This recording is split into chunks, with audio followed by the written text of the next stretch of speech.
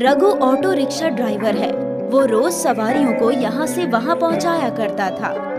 कभी कभार रघु को पूरे दिन सवारियाँ मिलती रहती, लेकिन कभी कभार उसे सवारी की तलाश में यहाँ से वहाँ भटकना पड़ता और रोज शाम 8 बजे उसे रिक्शा लौटाना पड़ता था। उसका रिक्शा किराए पर था। लाओ रघु, आज के 400 रुपये। आज बमुश्किल 400 रुपये की आमदनी हुई है सेठ जी। वो सब मैं नहीं जानता। मेरे ऑटो के एक रोज का किराया है 400 रुपये। तुम्हें फायदा नहीं होता तो मत लो। आप तो नाराज हो गए सेठ, ये लीजिए। उसकी कमाई का आधे से ज्यादा भाग तो किराए में ही चला जाता था और बचे हुए पैसे लेकर वो अपने घर लौटता था। ये लो सुने ना, आज की कमाई। इसमें से 200 रुपए तो घर के किराए में जाएंगे और बचे हुए 200 रुपए में मैं क्या क्या करूँगी? हाँ, अब मैं तो क्या करूँ? पूरे दिन की मशक्कत में सिर्फ 800 रुपए कमाता हूँ। 400 रुपया ऑटो का किराया, 200 घर का और बचे हुए 200 रुपए तुम्हें दे दिए। ऐसा कब तक चलेगा? अब्बा, आप दादाजी का पुराना ऑटो रिक्शा क्यों नहीं चलाते?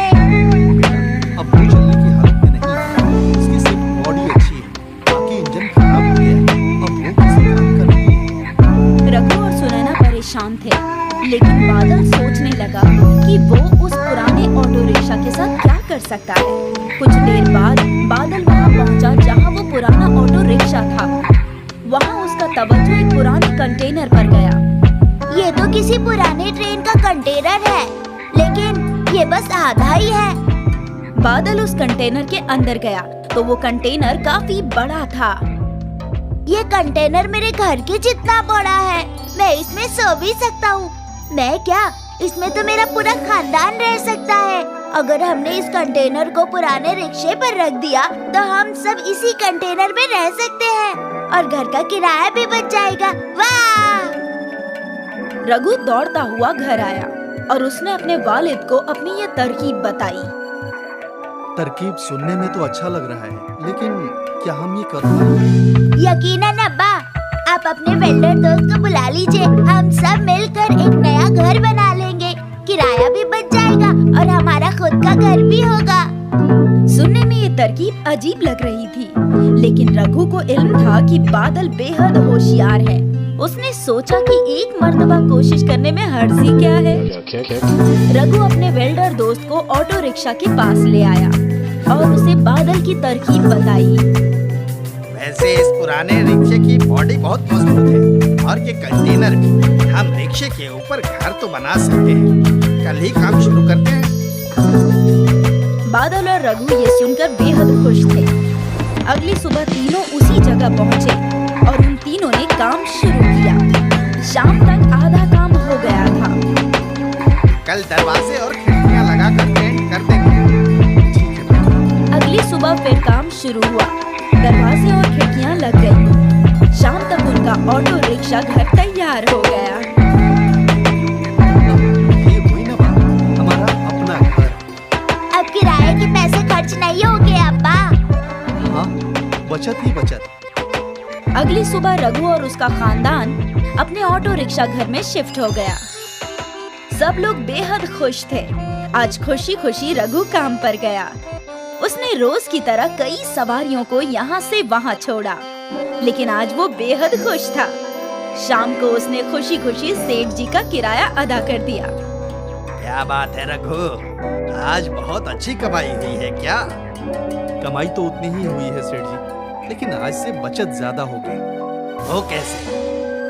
मैंने अपना घर जो बना लिया है, ऑटो रिक्शा घर। क्या? रघु खुशी खुशी अपने घर की जानिब चल पड़ा।